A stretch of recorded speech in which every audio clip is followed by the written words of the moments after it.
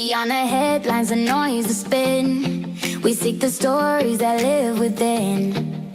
Past party lines, past powers disguised, we hear the truth in everyday lives. A space for voices both gentle and strong, beyond politics where we all belong.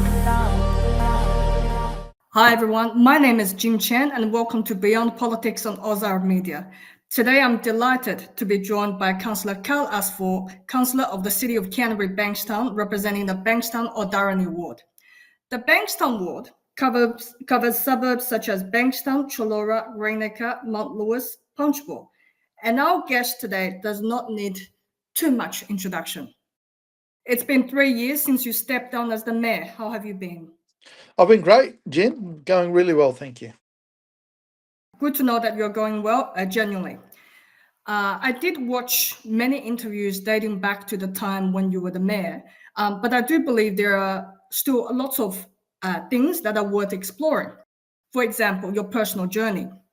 You mentioned that you were the first in your family to go to uni, and that back then, coming from a disadvantaged area, like our area in Western Sydney, means that it can be very tough to look for jobs. But for you, not only did you manage to find jobs, but you also progressed in your career and managed to rise up and up and up. How did you manage to do that? In a few words, it was hard work. It was a value of hard work and the understanding that you needed to work hard to achieve anything you wanted to achieve. That's a value that was instilled in me by my parents, by my father. My father was a small business owner who worked all the time and worked so he could provide a better future for his children and for his family. And that's something that holds true today, not just for me and my family, but I think for thousands, if not millions, of families across the country, where people understand that you need to do your best to make sure that your next generation, your children, have better opportunities and better advantages than you had. And that's certainly, I think, what my dad instilled in me. And is probably the main reason why he came to Australia back in the early 70s, to have that chance. Especially for migrant families, we put in more work sometimes. That's right. Look, the working's hard. I mean, he worked in factories in the 70s. If you could imagine, it's a bit different than what it is today. He then went out on his own and started his own small business. So it was, it was tough. It was challenging. It was rewarding, and it was something that I'm proud of him and Mum for doing what they did in raising me and my three sisters. I understand that you also worked as a political staffer back then for the then member for Auburn, Barbara Perry MP, and for the member for Lakemba and Bankstown, Tony Stewart MP. What were you like as a young staffer? Well, you'd need to ask them. The reality is, Tony Stewart gave me my first chance, and I was at university at the time. I was studying political science, and part of one of the subjects, we needed to do an internship with somebody involved in politics in some way. I didn't know Tony. I didn't know anybody that knew him, but I asked if I could do it with him. So, spending one day a week volunteering in his office for about 6 months, I think it was. And he said, yes, why not?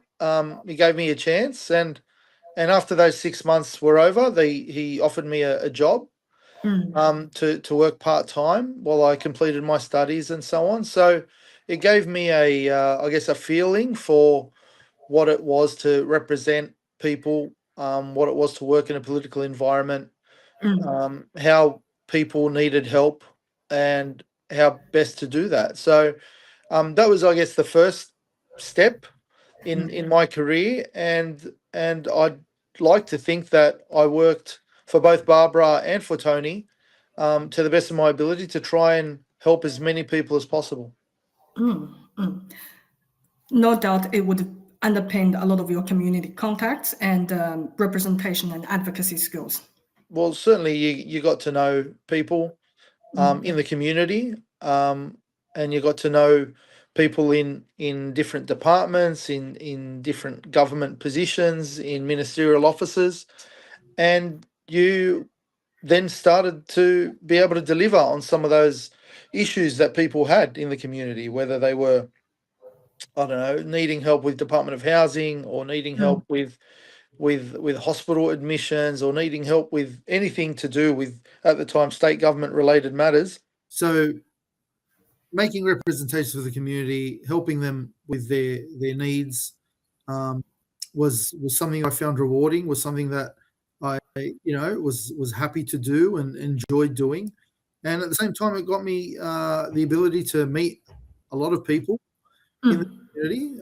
If you can imagine someone who lived in this community all his life, lived in, went to school here, studied while living here, living at home. It was important for me to see that, and it really gave me inspiration to be able to want to keep going. And of course, in 2004, just when you were in your 20s, you had the opportunity to run for the council, and you were elected as a councillor to the then Bankstown City Council. As a 20-something-year-old, how did you thrust yourself into politics at that time? And what was something that you wish that you had known? Yeah, it was really interesting. I was one of the youngest ever councillors elected at the time. Councils, I was the first councillor elected to Bankstown with a Palestinian or Arabic heritage. So it was really interesting experience for me to understand not only what it was to represent people at a council level, but all the intricacies, all the laws, all the policies, all the work that you need to learn, which took a little while, but it really, if you ask me what I wish what I know now I knew then, I would have made some different decisions maybe in things that happened. But the reality was that being so young, it also gave me the ability to direct some of my, youth onto the policies. Council maybe wasn't focused as much on youth as it is today. And I think that's important as well. So it's always good to have different perspectives, and that's what I think I gave the council. A different perspective from my background, from my age, from my history. So I think it added value to the council decision making. Let's look at your role as the former mayor. As a Canterbury-Bankstown resident, I take a walk through Bankstown CBD. Whether it's the Boat People statue in Saigon Place, through to the Metro, through to the fantastic library, or the Western Sydney University, your name is etched in every corner of city, or your vision and advocacy behind the project. Many years later, people begin to reap the benefits of these investment projects, forgetting that it was you who laid the foundation. Very kind. How did you have the vision to partner with Western Sydney University, for example? Look, I think it started before then, but the reality was when I became mayor, I felt that Bankstown was lagging behind. I felt that when you looked at Bankstown compared to other areas, whether it's Hurstville, Burwood, Parramatta, Black, I thought we were somehow being left behind. I thought that there needed to be a way to transform that. And my idea was simply to get investment into the city and at the same time recognise what makes our city unique. You mentioned the Boat People Monument. The Vietnamese community have laid foundation in our community. They're part of our social fabric. They've been here since the mid-70s, and they've worked really hard. And we have a beautiful Vietnamese community in Bankstown. So that needed recognition. A lot of their families or their parents and grandparents lost their lives fleeing on boats to leave Vietnam during the war. I think that needed to be recognised, and we recognise that as a city, and I think that's critical. We also put up statues of Gibran Khalil Gibran, for example, who's a Lebanese poet, philosopher and thinker and author, and that was again to pay tribute to him and to the Lebanese community, for example. They're just small examples, but while recognising the multiculturalism, the diversity of our city, we also needed to be recognised as a city, and so my I guess my dream was to make sure that we had investment in the city. And when you want to attract investment, you need to market yourself, why you're attractive. Why should the university build a campus, a beautiful campus, might I say, in the middle of our CBD? Why should we get a bigger hospital? Why should we have a metro? So we had to market ourselves through different organisations, different pathways, and that was a lot of the job. That was a lot of the legwork to tell people there is really good things about us. It's not only we have great food from all around the world. It's not only our location. You know, we're 20 minutes from the city, from the CBD. We're 20 minutes from Parramatta. We're sort of central to the Sydney, to the map of Sydney. We have great people here as well that are hard workers that deserve investment. So the opportunity came then after, years and years of thinking, like, is this work ever going to get realised? Is what I'm doing going to change our city? Is it going to make a difference? Can't we find somebody to invest? So eventually, after a bit of time, we've got the university now built, completed, which is fantastic. But not only for the people studying there today, but the people that are going to be studying there in 20, 30, 40 years from now. So people who potentially, well, people who aren't even born yet. But the reality is, I would have loved to have gone to university, 15 minutes from where I lived or 10 minutes from where I lived, instead of catching a bus and a train and a bus to go to the city or to another university that wasn't in Bankstown. So I think not only is its location and proximity to where people live important, but as a kid, driving past the university makes people think that, hey, one day I'm going to go there. One day I'm going to go and study and go to university. It's not out of reach. It's something that is close to home. I think that's important as well for any, young people today. So we talked to the university. We struck a deal with the university. They built this amazing building, which is now a landmark building in Bankstown. You can see it from anywhere when you're driving around the city, and it's fantastic. It not only employs people, but it provides a tertiary education for many members of our community. We then had the fight for the hospital, where people wanted the hospital expanded in its current location. Is really, not really the right place for it. It was, there's no public transport there. The car park is full. They wanted to get rid of a high school, a very important high school, Bankstown, in Bankstown. They wanted to get rid of that to build a new hospital there. I just didn't think the location was right, and I think access is very important when you want to build a brand new hospital. And I'm grateful for the Labor government now. They're investing $2 billion, and planning is currently underway for this. We're getting a new TAFE building. We're getting a lot of good things that are going to happen. But unfortunately, like with everything, when you make tough decisions, you get criticised for it. Now, that's fine. But I think the reality is that, in a few years' time, when the hospital's built and catering for our community, it'll be a great thing for our community.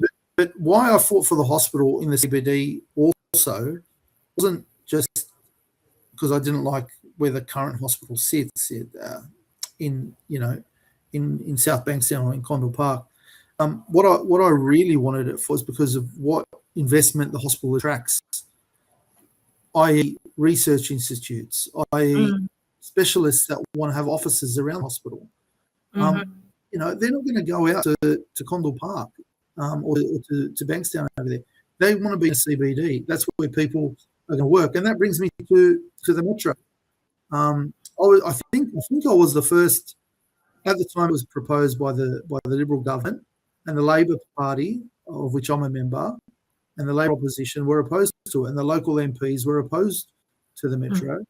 I think I was the first Labor politician to come out in support of it. And now it's, I know it's been delayed, but it's due to open soon, in the next 6 months, and we're going to have the ability to travel to the city within 15 minutes, and trains every 4 or 5 minutes, and the ability to do that. So that's a transport link, and that's going to be a good thing, again, for the university, for the hospital, and hopefully for a potential research institute and a potential more jobs, more investment, more corporations in the health sector are going to want to come and be based in Bankstown. So it's not only the actual infrastructure of the hospital and what that brings, but it's all the associated infrastructure that brings. And for me, this is now all the realization of my vision, which I've stated and been in the public arena for a long time, that we need Bankstown to be truly a competitive city with jobs, with housing, with investment, and with the help of government and with the help of councillors as well that have supported, I guess, my vision over the years as mayor. We're realising that now. We were talking about health. So on the topic of health and COVID, you displayed outstanding leadership.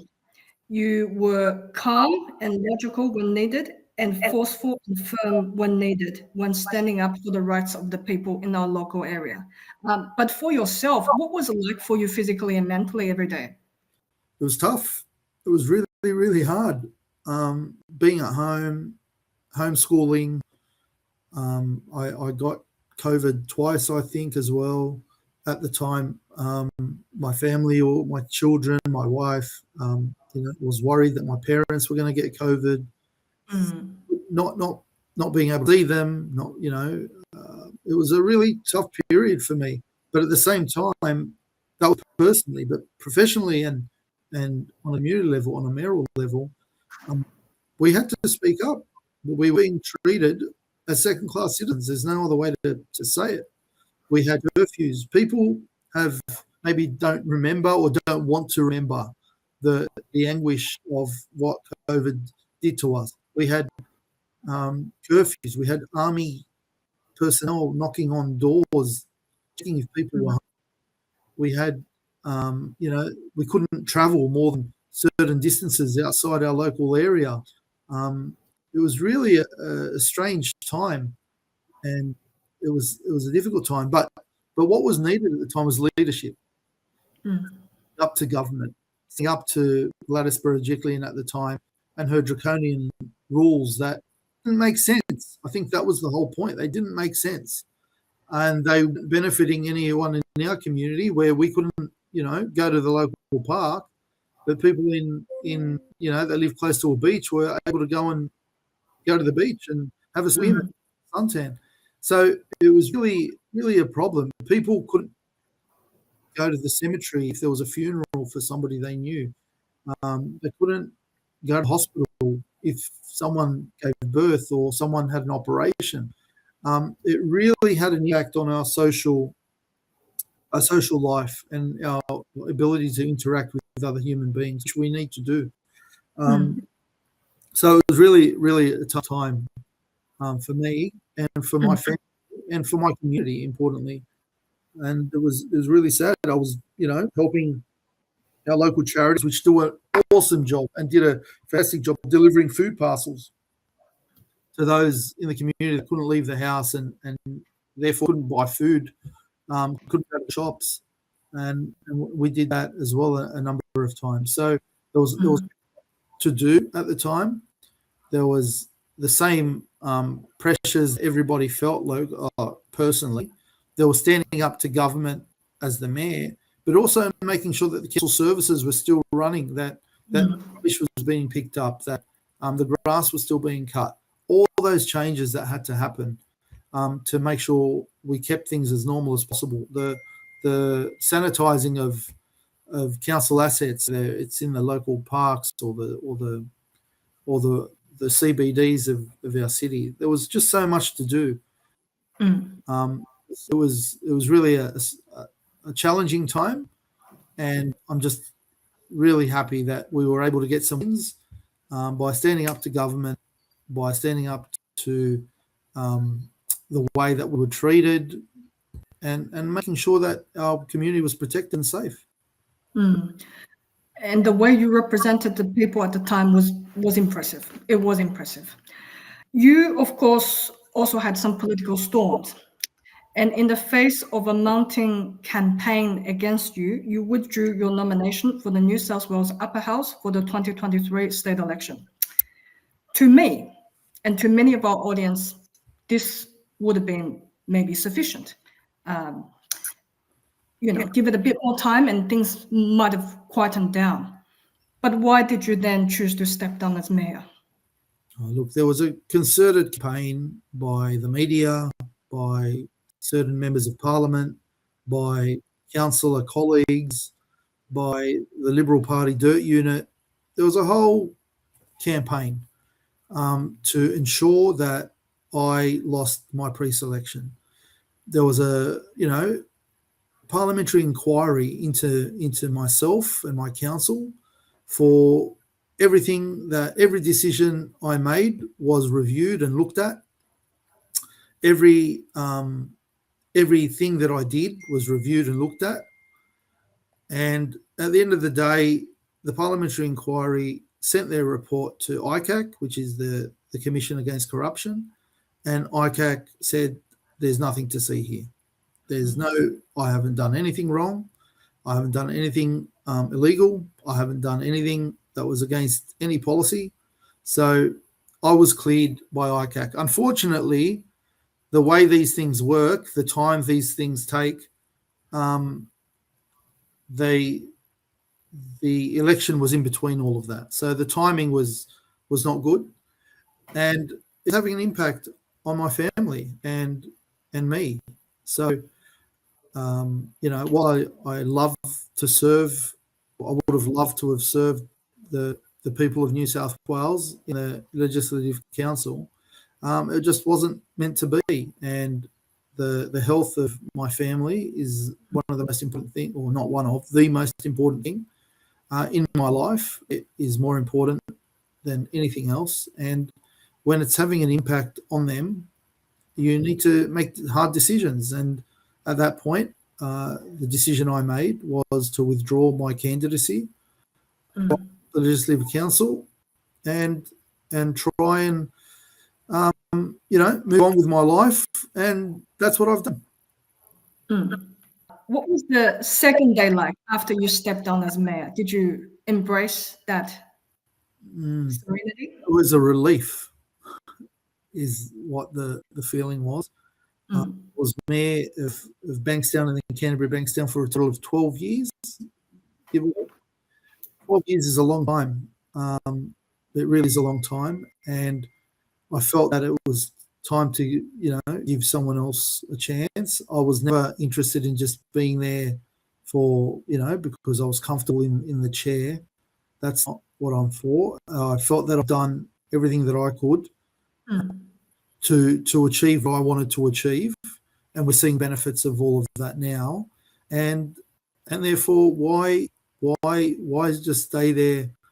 It was more important for me to do other things, to look at other pathways to ensure that, there's a whole life to live, and I wanted to live it without having the I guess the responsibilities of the mayor of one of the largest cities in the country. The former member for Bankstown, what's your professional opinion of her now? I don't have an opinion of her. I don't really think about her or her her antics. She obviously doesn't like me very much, and that's fine. Okay, then looking back at yourself then, was there anything you could have done differently? Oh, look, there's a whole heap of things I could have done differently, but I'm not going to change who I am because of other people and their attacks on me, be it publicly or privately. I am who I am. I will never change, and that's just who I am. I'm not into revenge or vengeance. I'm happy to live my life, my family, doing the best I can, like everybody else. Unfortunately, in politics, it doesn't always get to be that way. Unfortunately, in politics, when your reputation is on the line, people, for a whole myriad of reasons, whether it's jealousy or hatred or benefit, have different views on different decisions, on different positions, and that's just the reality of politics. You see it on the TV every day when you watch the news. What's happening in federal parliament, what's happening in state parliament, what's happening at everyone's local council. Unfortunately, that's just politics around the world, and that's how it's played. But I'm not going to let any of that change who I am, and I'm someone who I believe has worked really hard for our community. I will continue to do what I can for my community. I want to just ensure that we, do the best we can to live in the best city in the world and to make sure that we all are kind to each other. Okay. We've looked back. Now let's look ahead. You still have parliamentary ambitions? It's maybe. I really, it's not something that's at the forefront of my mind. It's something that, sure, I'd love to be in Parliament one day, but, it more than likely will probably not happen. And that's fine with me. I'm okay with that. I really am. I'm happy to be in council. I'm happy to come home and have my weekends to myself and have my evenings to myself and to my family. For doing that for 12 years was sometimes very strenuous on the family when you miss on certain family events and things like that. But the reality is, you never know what the future holds. I never close doors on myself. If an opportunity comes up, I'll think about it. If it doesn't, then I won't think about it. As a councillor, what are your upcoming priorities for your ward, for community work, or just interests and hobbies for yourself? Well, firstly, can't wait till the metro's open. I hope that is open very soon. I'm really interested in seeing the hospital be approved and start construction on that. Locally, it's the same issue, I guess, most councils have, making sure that our parks are up to standard, fixing potholes, footpaths, traffic issues, making sure everyone is working to be a kind community, because we're so diverse. So I want to see if we can do more for the community in terms of our community organisations and the work that they do.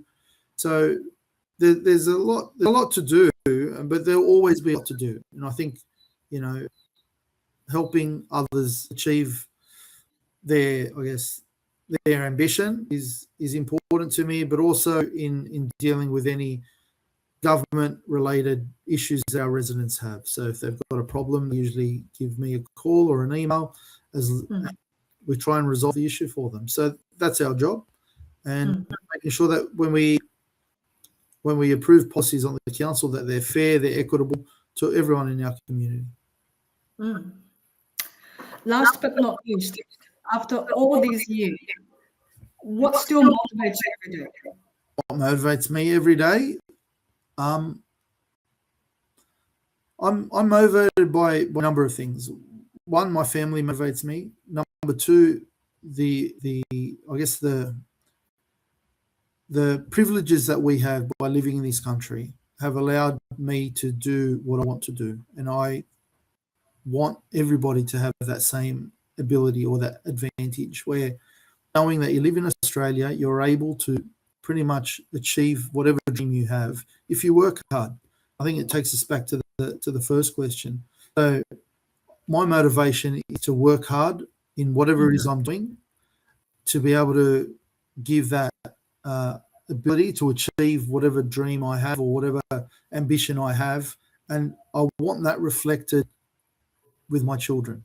So I want, and potentially my community, but I want my kids to learn that value, just as my father taught me that value. So then they work hard at everything they do, and they're successful in what they do. So I guess to answer your question, a good role model is what drives me every day. On that note, Khal Asfour, thank you for your time on Ozark Media, and thank you for giving me this opportunity. Thank you, Jin.